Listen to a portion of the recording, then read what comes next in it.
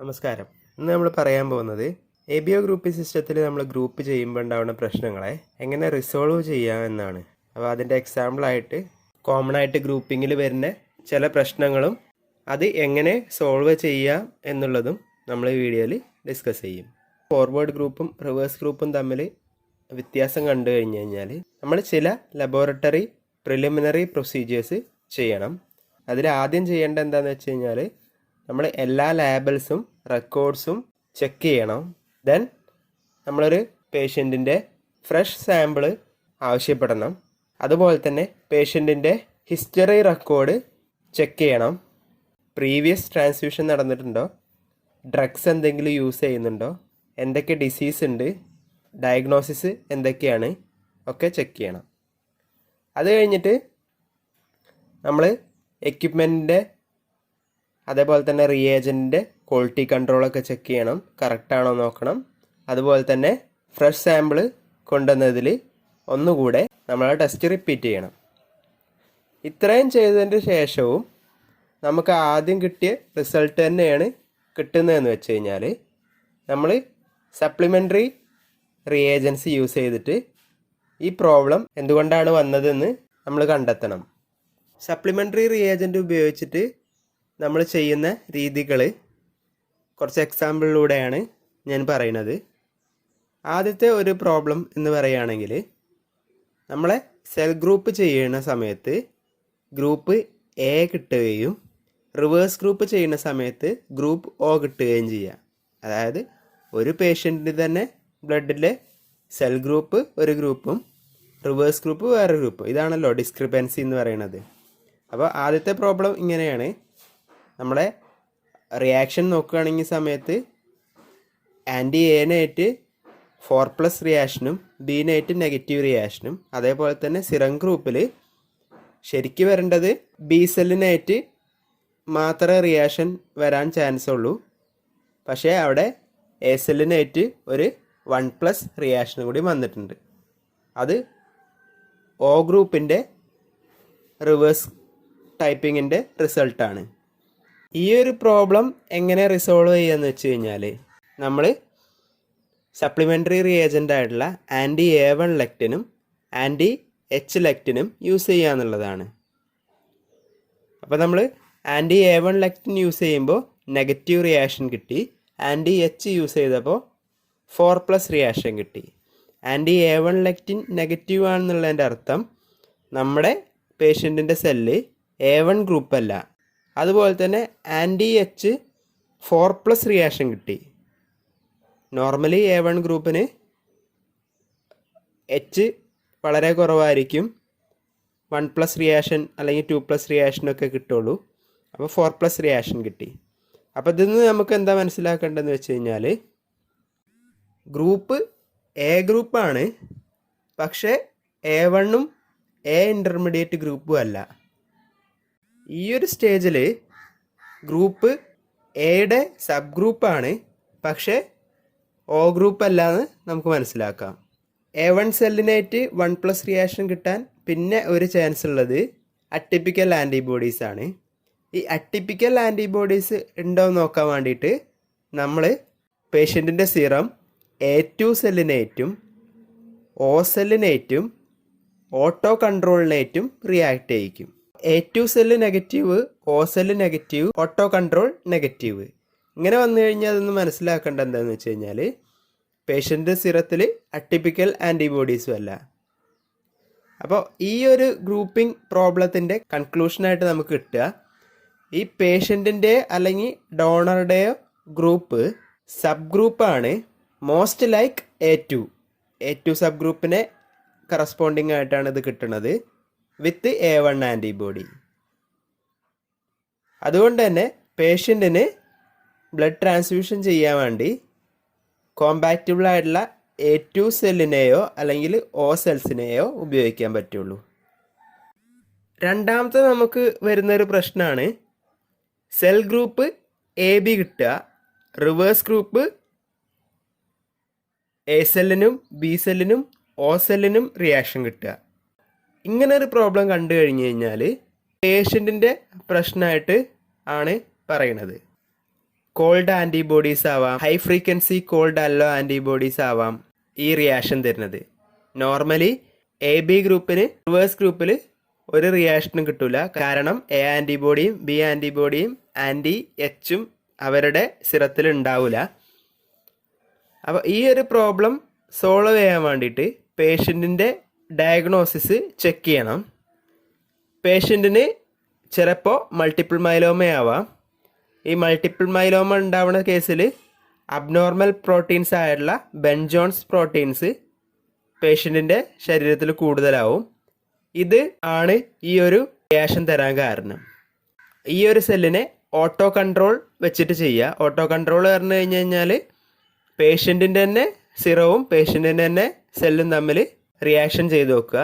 അപ്പോൾ നമുക്ക് ഓട്ടോ കൺട്രോളിൽ പോസിറ്റീവ് റിയാക്ഷൻ കിട്ടും. അപ്പോൾ നമുക്ക് പേഷ്യൻറ്റിൻ്റെ പ്രോബ്ലം ആണെന്ന് മനസ്സിലാക്കാം. ഈ ഒരു പ്രോബ്ലം നമുക്ക് റിസോൾവ് ചെയ്യാൻ വേണ്ടിയിട്ട് പേഷ്യൻറ്റിൻ്റെ സെല്ലിനെ നമ്മൾ നന്നായിട്ട് സലൈൻ വെച്ചിട്ട് വാഷ് ചെയ്യുക. എക്സസ് പ്രോട്ടീനൊക്കെ റിമൂവ് ചെയ്യാൻ വേണ്ടിയിട്ടാണിത്. എന്നിട്ട് ഗ്രൂപ്പിംഗ് ഒന്നുകൂടെ ചെയ്ത് നോക്കുക. എന്നിട്ടും നമുക്ക് ഈ പ്രോബ്ലം സോൾവ് ചെയ്യാൻ പറ്റിയിട്ടില്ലെങ്കിൽ സലൈവ ഉപയോഗിച്ചിട്ട് സെക്രീറ്ററി സ്റ്റാറ്റസ് ചെയ്ത് നോക്കുക.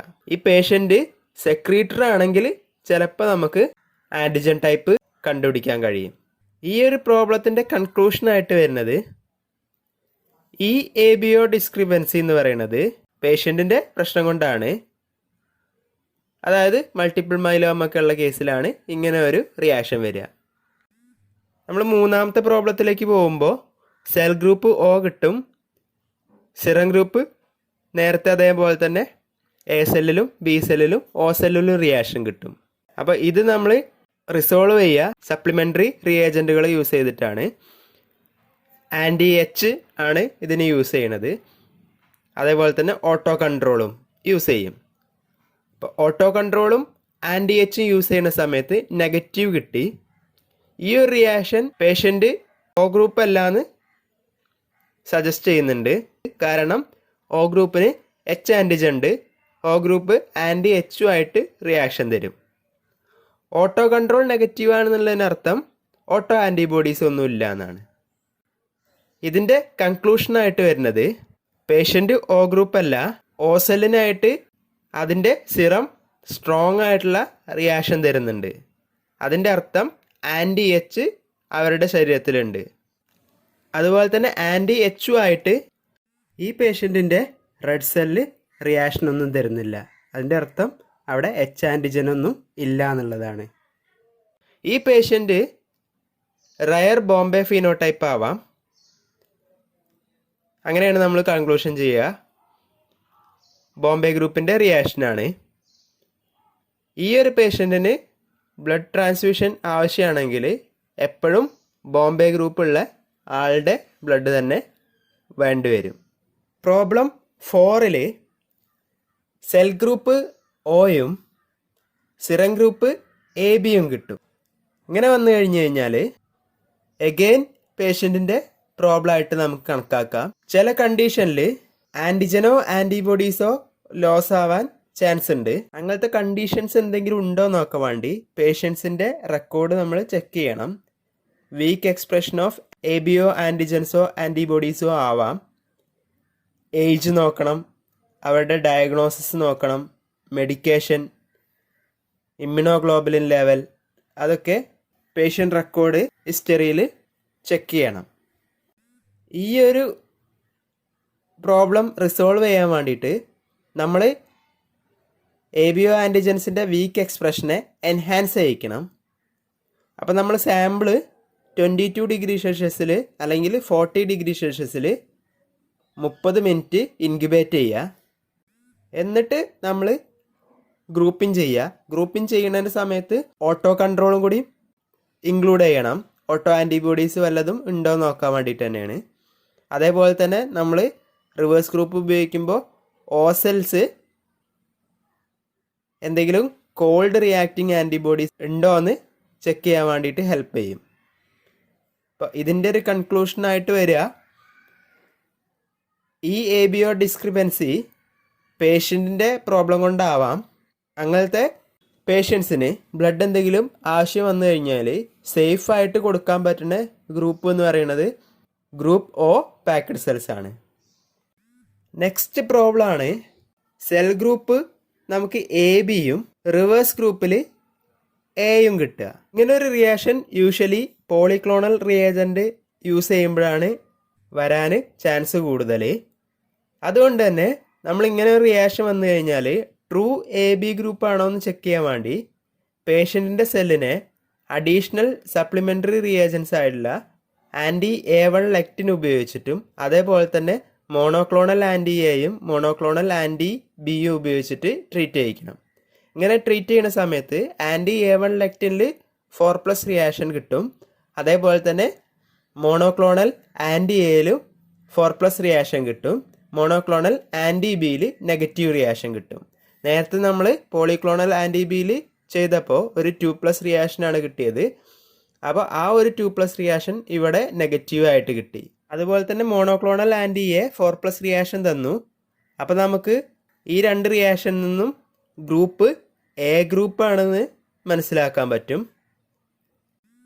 മോണോക്ലോണൽ ആൻറ്റിബോഡീസ് എപ്പോഴും ട്രൂ ആൻറ്റിജനായിട്ട് മാത്രമേ റിയാക്ട് ചെയ്യുള്ളൂ, ഒരിക്കലും അക്വേർഡ് ആൻറ്റിജൻസിനായിട്ട് റിയാക്ട് ചെയ്യൂല. അപ്പോൾ ഇവിടെ മോണോക്ലോണൽ ആൻറ്റിബോഡി ഉപയോഗിക്കുമ്പോൾ കിട്ടിയിട്ടുള്ള റിയാക്ഷൻസ് നമുക്ക് നോക്കുകയാണെങ്കിൽ നമുക്ക് ട്രൂ ആയിട്ടുള്ള എ ഗ്രൂപ്പ് ആണെന്ന് മനസ്സിലാക്കാൻ പറ്റും. അതുപോലെ തന്നെ സിറം ഗ്രൂപ്പിൽ നമുക്ക് ഒ സെല്ലിൽ റിയാക്ഷൻ ഒന്നും കിട്ടിയില്ല. അതുകൊണ്ട് ബി സെല്ലിനായിട്ട് റിയാക്ഷൻ തന്നത് അല്ലോ ആൻറ്റിബോഡീസ് ഒന്നും അല്ല എന്ന് നമുക്ക് മനസ്സിലാക്കാം. അവിടെ ആൻറ്റി ബി ഉറപ്പായിട്ടും ഉണ്ട്. അതുപോലെ തന്നെ ആൻറ്റി A1 ലെക്റ്റിനിൽ റിയാക്ഷൻ തന്നുകൊണ്ട് നമുക്ക് ഈ ഗ്രൂപ്പ് എയുടെ A1 ഗ്രൂപ്പ് തന്നെയാണെന്ന് ഉറപ്പിക്കാൻ പറ്റും. ഇനി നമുക്ക് റൂൾ ഔട്ട് ചെയ്യേണ്ടത് എന്തുകൊണ്ട് പോളിക്ലോണൽ റിയേജൻറ്റിൽ ഒരു 2+ റിയാക്ഷൻ തന്നു എന്നുള്ളതാണ്. അതിന് വേണ്ടിയിട്ട് നമ്മളെ പേഷ്യൻറ്റിൻ്റെ ഡയഗ്നോസിസ് ചെക്ക് ചെയ്യണം. അതായത് ഗ്യാസ്ട്രോ ഇൻറ്റെസ്റ്റിനൽ കാർസിനോമ ഉണ്ടോ, ബാക്ടീരിയൽ ഇൻഫെക്ഷൻസ് ഉണ്ടോ എന്നൊക്കെ ചെക്ക് ചെയ്യണം. ഇത് രണ്ടും അക്വേർഡ് ബി ആൻറ്റിജനെ ഉണ്ടാക്കും. അഡീഷണൽ ടെസ്റ്റ് ആയിട്ടുള്ള അബ്സോർപ്ഷൻ ഓർ എലൂഷൻ, അതേപോലെ തന്നെ സെക്രീറ്ററി സ്റ്റാറ്റസ് ഒക്കെ നമുക്ക് അക്വേർഡ് ബി ആൻറ്റിജനെ ഫൈൻഡ് ഔട്ട് ചെയ്യാൻ വേണ്ടിയിട്ട് സഹായിക്കും. അതുപോലെ തന്നെ സെക്രീറ്ററി സ്റ്റാറ്റസ് അവർ സെക്രീറ്ററി ആണെങ്കിൽ നമുക്ക് എ ഗ്രൂപ്പ് തന്നെയാണെന്ന് ഉറപ്പിക്കാൻ കഴിയും. കാരണം ഗ്രൂപ്പ് എ ബി ആൻറ്റിജൻസിനെ ഒരിക്കലും സെക്രീറ്റ് ചെയ്യിക്കില്ല. എ ആൻറ്റിജനെയും എച്ച് ആൻറ്റിജനെയും മാത്രമേ സെക്രീറ്റ് ചെയ്യുള്ളൂ. ഈ ഒരു പ്രോബ്ലത്തിൻ്റെ കൺക്ലൂഷനായിട്ട് പറയുക, ഈ പേഷ്യൻറ്റിൻ്റെ ബ്ലഡ് ഗ്രൂപ്പ് A1 ആണ്. വിത്ത് അക്വേർഡ് ബി ആൻറ്റിജൻ ഉണ്ടായതുകൊണ്ടാണ് നമുക്ക് റിയാക്ഷൻ കിട്ടുന്നത്. പേഷ്യൻറ്റിന് ട്രാൻസ്ഫ്യൂഷൻ്റെ എന്തെങ്കിലും ആവശ്യം വന്നു കഴിഞ്ഞാൽ ഗ്രൂപ്പ് എയോ അല്ലെങ്കിൽ ഒ സെല്ലോ ട്രാൻസ്ഫ്യൂഷൻ ചെയ്യാൻ പറ്റും. അക്വേർഡ് ബി ആൻറ്റിജൻ എന്താണെന്നും അതിൻ്റെ റെസൊല്യൂഷൻ എന്താണെന്നുമാണ് അടുത്ത് നമ്മൾ പറയുന്നത്. അക്വേർഡ് ബി ആൻറ്റിജൻ വരാൻ വേണ്ടിയിട്ട് 2 തരം കാരണങ്ങളാണുള്ളത്. ഇൻവൈവോ ആയിട്ടുള്ള കാരണങ്ങളുമുണ്ട്, ഇൻവിട്രോ ആയിട്ടുള്ള കാരണങ്ങളുമുണ്ട്. അതിൽ ഇൻവൈവോ ആയിട്ടുള്ള കാരണം എന്താണെന്ന് വെച്ച് കഴിഞ്ഞാൽ പേഷ്യൻറ്റിന് എന്തെങ്കിലും ബാക്ടീരിയൽ ഇൻഫെക്ഷൻ ഉണ്ടോ, അല്ലെങ്കിൽ കോളത്തിനോ റക്റ്റത്തിനോ എന്തെങ്കിലും ക്യാൻസർ ഉണ്ടോ എങ്കിൽ അവരുടെ ശരീരത്തിൽ false B like antigen develop ചെയ്യാനുള്ള ചാൻസ് ഉണ്ട്. ചില ബാക്ടീരിയാസ് ഡി അസറ്റലൈസ് എന്ന് പറഞ്ഞുള്ള എൻസൈം പ്രൊഡ്യൂസ് ചെയ്യുന്നുണ്ട്. ഇത് നമ്മുടെ എ ആൻറ്റിജൻ്റെ ടെർമിനൽ ഷുഗറായിട്ടുള്ള N-അസറ്റൈൽ ഡി ഗാലക്ടോസമൈൻ എന്ന് പറഞ്ഞിട്ടുള്ള ഷുഗർ മോളിക്യൂളിൻ്റെ ആൾട്ടർ ചെയ്തിട്ട് ഡി ഗാലക്ടോസമീനാക്കി മാറ്റും.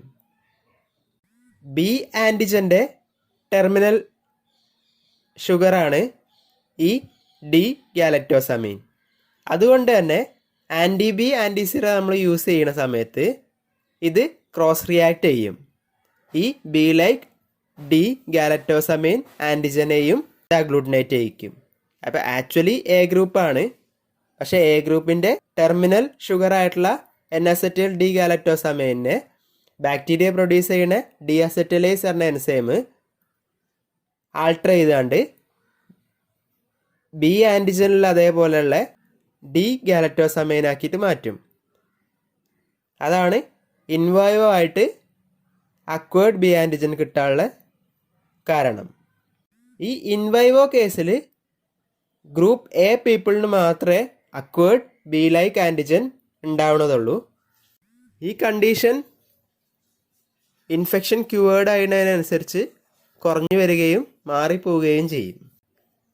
ഈ അക്വേർഡ് ബി ഫിനോമിനലിൻ്റെ മോസ്റ്റ് എക്സാമ്പിൾസും ഗ്രൂപ്പ് എ പീപ്പിൾസിൽ മാത്രമായിട്ടാണ് ബ്ലഡ് ബാങ്കിൽ കണ്ടുവരുന്നത്. രണ്ടാമത്തെ കാരണമാണ് ഇൻവിട്രോ. ഇൻവിട്രോ എന്ന് പറയുമ്പോൾ നമ്മൾ സാമ്പിൾ എടുത്തതിന് ശേഷം ആ സാമ്പിൾ കണ്ടാമിനേറ്റഡ് ആയി കഴിഞ്ഞ് കഴിഞ്ഞാൽ അക്വേർഡ് ബി ലൈക്ക് ആൻറ്റിജൻ ആ സാമ്പിളിൽ വരും. ഈ കണ്ടാമിനേറ്റഡ് ബ്ലഡ് സാമ്പിൾസിൽ ബി ആൻറ്റിജൻ വരാൻ കാരണം എന്താണെന്ന് വെച്ച് കഴിഞ്ഞാൽ ചില ബാക്ടീരിയാസിൻ്റെ മെംബ്രെയിന് കെമിക്കലി ബി ആൻറ്റിജന് സിമിലർ ആയിരിക്കും. എക്സാമ്പിൾ ഈക്കോളൈ, പ്രോട്ടിയസ് വൾഗാരിസ് പോലുള്ള ബാക്ടീരിയാസിൻ്റെ. ഈ കേസിൽ ആൻറ്റി ബി ആൻറ്റിസിറ ആക്ച്വലി റിയാക്ട് ചെയ്യണത് റെഡ് സെൽ മെംബ്രെയിനിൽ അറ്റാച്ച് ചെയ്തിട്ടുള്ള ബാക്ടീരിയൽ ആൻറ്റിജൻസിനെയാണ്. ഈ ഇൻവിട്രോ അക്വേർഡ് ബി ആൻറ്റിജൻ ആണെങ്കിൽ ഒ ഗ്രൂപ്പ് ആയിട്ടുള്ള ഇൻഡിവിജ്വൽസിനും എ ഗ്രൂപ്പ് ആയിട്ടുള്ള ഇൻഡിവിജ്വൽസിനും അക്വേർഡ് ബി ലൈക്ക് ആൻറ്റിജൻസ് കിട്ടും. അടുത്തതിൻ്റെ റിയാക്ഷൻ പാറ്റേൺ എങ്ങനെയാണെന്ന് നോക്കണ്ടത്. ആൻറ്റി ബി ആയിട്ട് വീക്കർ റിയാക്ഷനാണ് നമ്മൾ എക്സ്പെക്റ്റ് ചെയ്യുന്നതിനേക്കാളും വീക്കർ റിയാക്ഷനാണ് കിട്ടുക. 1+, 2+ റിയാക്ഷനൊക്കെ കിട്ടുക. പേഷ്യൻറ്റിൻ്റെ ഓട്ടോ കൺട്രോൾ നെഗറ്റീവ് ആയിരിക്കും അവിടെ ആൻറ്റി ബി പ്രസൻ്റ് ആയാൽ പോലും. അതായത് എ ഗ്രൂപ്പ് പേഷ്യൻസിന് ആൻറ്റി ബി ഉണ്ട്, പക്ഷേ ഓട്ടോ കൺട്രോൾ നെഗറ്റീവ് ആയിരിക്കും. അതുപോലെ തന്നെ പേഷ്യൻറ്റിൻ്റെ സിറത്തിലുള്ള ആൻറ്റി ബി ഈ പേഷ്യൻറ്റിൻ്റെ ശരീരത്തിലുള്ള ബി ലൈക്ക് ആൻറ്റിജനെ അഗ്ലൂട്ടിനേറ്റ് ചെയ്യിക്കില്ല. പക്ഷേ നമ്മൾ ബാക്കി ഏതൊക്കെ ആൻറ്റി ബി ഉപയോഗിച്ചാലും ഈ അക്വേർഡ് ആൻറ്റിജനേറ്റ് അഗ്ലൂട്ടിനേഷൻ കാണിക്കും, ഇൻക്ലൂഡിങ് ടൈപ്പിൻ സിറാസ്. ഇനി എങ്ങനെ ഇതിൻ്റെ റെസൊല്യൂഷൻ എന്ന് വെച്ച് കഴിഞ്ഞാൽ ആദ്യമായിട്ട് നമ്മൾ പേഷ്യൻ്റ് ഒരു നോൺ ആയിട്ടുള്ള എ ഗ്രൂപ്പ് ആയിട്ടുള്ള ആളാണെന്ന് ചെക്ക് ചെയ്യണം. പേഷ്യൻസിൻ്റെ പാസ്റ്റ് റെക്കോർഡ്സിൽ നോക്കിയാൽ മതി. രണ്ടാമത് നമ്മൾ പേഷ്യൻറ്റിൻ്റെ ഡയഗ്നോസിസ് ചെക്ക് ചെയ്യണം. പേഷ്യൻറ്റിന് കോളൻ ഓർ റെക്ടം ക്യാൻസർ ഉണ്ടോ, അതിൻ്റെ കൂടെ ബാക്ടീരിയ ഇൻഫെക്ഷൻ ഉണ്ടോ എന്നും ചെക്ക് ചെയ്യണം. ബാക്ടീരിയ ഇൻഫെക്ഷൻ ഉണ്ടെങ്കിലും ഇല്ലെങ്കിലും ഈ കോളൻ ഓർ റെക്ടം ക്യാൻസേഴ്സിൽ അക്വേർഡ് ബി ആൻറ്റിജൻ വരാനുള്ള ചാൻസ് ഉണ്ട്. അതുപോലെ തന്നെ anti B reagent pH 6 acidified ചെയ്തിട്ട് നമ്മളെ റെഡ് സെല്ലിനെ ട്രീറ്റ് ചെയ്ത് നോക്കുക. അപ്പോൾ ഈ റിയേജൻറ്റിന് അക്വേർഡ് ബി ആൻറ്റിജനേറ്റ് റിയാക്ഷൻ തരില്ല. ഇനി നമ്മൾ യൂസ് ചെയ്തിട്ടുള്ളത് പോളിക്ലോണൽ റിയേജൻ്റ് ആണെങ്കിൽ നമ്മൾ എബിയോ ഗ്രൂപ്പിംഗ് മോണോക്ലോണൽ ആൻറ്റിയെയും ആൻറ്റി ബിയും ഉപയോഗിച്ചിട്ട് ചെയ്ത് നോക്കുക. അപ്പോൾ നമുക്ക് മിക്കവാറും ഈ പ്രോബ്ലം സോൾവ് ആവും. അതുപോലെ തന്നെ നമ്മൾ മോണോക്ലോണൽ റിയേജൻറ്റ് ഉപയോഗിച്ചിട്ടാണ് ചെയ്തിട്ടുള്ളതെന്ന് വെച്ച് കഴിഞ്ഞാൽ നമ്മൾ ആ ടെസ്റ്റ് പോളിക്ലോണൽ ആൻറ്റിയെയും ആൻറ്റി ബിയും ആയിട്ട് ഒന്നുകൂടെ ഗ്രൂപ്പിംഗ് ചെയ്ത് നോക്കുക. നെക്സ്റ്റ് ഓട്ടോ കൺട്രോൾ ചെയ്ത് നോക്കുക. അത് എപ്പോഴും നെഗറ്റീവ് റിസൾട്ട് തരണം. നെക്സ്റ്റ് നമ്മൾ ചെയ്ത് നോക്കുക സെക്രീറ്ററി സ്റ്റാറ്റസ് സ്റ്റഡീസ് ആണ്. അത് നമുക്ക് പേഷ്യൻ്റ് എ ഗ്രൂപ്പും സെക്രീറ്ററും ആണെങ്കിൽ നമുക്ക് അവിടെ സലൈവയിൽ എ ആൻറ്റിജൻ ഡിറ്റക്ട് ചെയ്യാൻ കഴിയും. അതുപോലെ തന്നെ ചെയ്യാൻ പറ്റുന്ന വേറെ കാര്യമാണ് നമ്മൾ റെഡ് സെല്ലിനെ അസറ്റിക് അൺഹൈഡ്രേറ്റ് ഉപയോഗിച്ചിട്ട് ട്രീറ്റ് ചെയ്യണത്.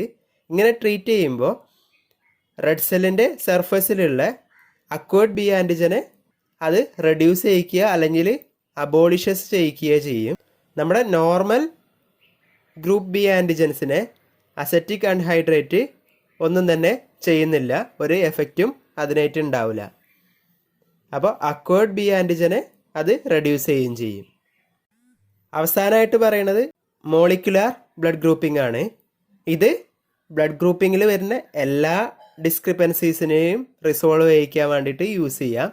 ട്രൂ ബ്ലഡ് ഗ്രൂപ്പ് ഈ മോളിക്കുലാർ ടെക്നിക്സിലൂടെ നമുക്ക് കിട്ടും. ഇനി അവസാനത്തെ ഒരു പ്രോബ്ലം കൂടിയും പറയാം. സെൽ ഗ്രൂപ്പ് എ ബി ആയിട്ട് കിട്ടും. സിറം ഗ്രൂപ്പ് നമുക്ക് എ സെല്ലിലും ഒ സെല്ലിലും 2+ റിയാക്ഷൻ കിട്ടും. നമുക്കറിയാം എ ബി ഗ്രൂപ്പിന് റിവേഴ്സ് ഗ്രൂപ്പിൽ റിയാക്ഷൻസ് ഒന്നും കിട്ടാൻ പാടില്ല. പക്ഷേ ഇവിടെ എ സെല്ലുമായിട്ടും ബി സെല്ലുമായിട്ടും 2+ റിയാക്ഷൻ കിട്ടി. ഇതിൽ സെൽ ഗ്രൂപ്പിൽ ആൻറ്റി എ ആയിട്ടും ആൻറ്റി ബി ആയിട്ടും 4+ റിയാക്ഷനാണ് കിട്ടിയിട്ടുള്ളത്. അതുകൊണ്ട് തന്നെ നമുക്ക് ഇത് എ ബി ഗ്രൂപ്പാണെന്ന് കരുതാം. നമുക്ക് അഡീഷണൽ ടെസ്റ്റ് വേണ്ടത് സിറം ഗ്രൂപ്പിൽ എ സെല്ലുമായിട്ടും ഒ സെല്ലുമായിട്ടും 2+ റിയാക്ഷൻ എങ്ങനെ കിട്ടിയെന്നാണ്.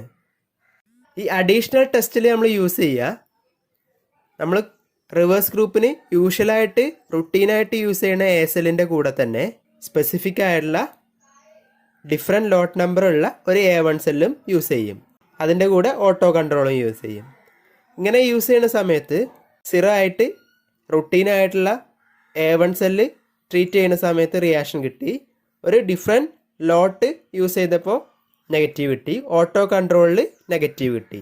റുട്ടീനായിട്ട് യൂസ് ചെയ്യുന്ന എ സെല്ലിൻ്റെ ഏതോ ഒരു ആൻറ്റിജനെതിരെ ഫോം ചെയ്യുന്ന ആൻറ്റിബോഡി പേഷ്യൻറ്റിൻ്റെ സിറത്തിലുണ്ട്. പക്ഷേ A1 സെല്ലിന് എതിരെയുള്ള ആൻറ്റി A1 ഇല്ലതാനും. ഓട്ടോ കൺട്രോൾ നെഗറ്റീവ് ആണെങ്കിൽ ഓട്ടോ ആൻറ്റിബോഡീസ് ഇല്ല.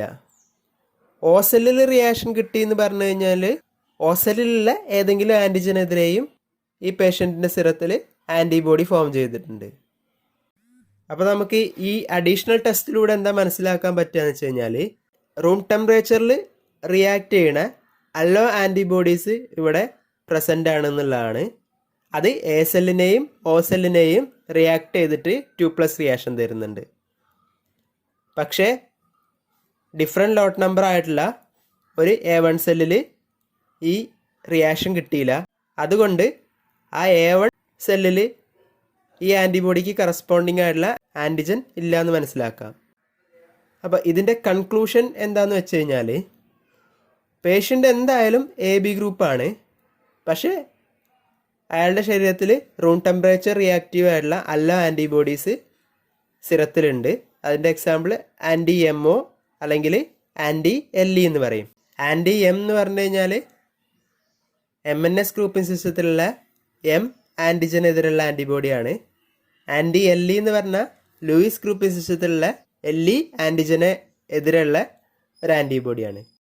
അഡ്വാൻസ്ഡ് ടെസ്റ്റിങ്ങിൽ നമുക്ക് ഇതൊക്കെ തിരിച്ചറിയാൻ പറ്റുള്ളൂ കംപ്ലീറ്റ് സെൽ പാനൽ ഉപയോഗിച്ചിട്ട്. അതായത് നമ്മൾ എയും ബിയും ആൻറ്റിജൻസ് അല്ലാതെ മൈനർ ഗ്രൂപ്പിൻ്റെയും ആൻറ്റിജൻസിനെ ഡിറ്റക്റ്റ് ചെയ്യാനുള്ള കംപ്ലീറ്റ് സെൽ പാനൽ ടെസ്റ്റിംഗ് ഉപയോഗിച്ച് കഴിഞ്ഞ് കഴിഞ്ഞാൽ ഏത് ആൻറ്റിബോഡിയാണ് ഇവിടെ ഡിറ്റക്റ്റ് ആയതെന്ന് നമുക്ക് പറയാൻ പറ്റുള്ളൂ. നമുക്ക് കോമ്പാക്റ്റബിൾ ആയിട്ടുള്ള എ ബി ബ്ലഡ് ഗ്രൂപ്പ് ഉപയോഗിച്ചിട്ട് ട്രാൻസ്ഫ്യൂഷൻ പേഷ്യൻറ്റിന് നടത്താൻ പറ്റും. അപ്പോൾ ഇത്രയാണ് നോർമലായിട്ട് ബ്ലഡ് ബാങ്കിൽ ഗ്രൂപ്പിംഗ് ചെയ്യുന്ന സമയത്ത് വരാവുന്ന പ്രശ്നങ്ങൾ എന്ന് പറയുന്നത്. എല്ലാവർക്കും മനസ്സിലായിട്ടുണ്ടെന്ന് വിചാരിക്കുന്നു. എന്തെങ്കിലും ഡൗട്ടുകൾ ഉണ്ടെങ്കിൽ കമൻ്റായിട്ട് ചോദിക്കുക. Thank you for watching laptop class room.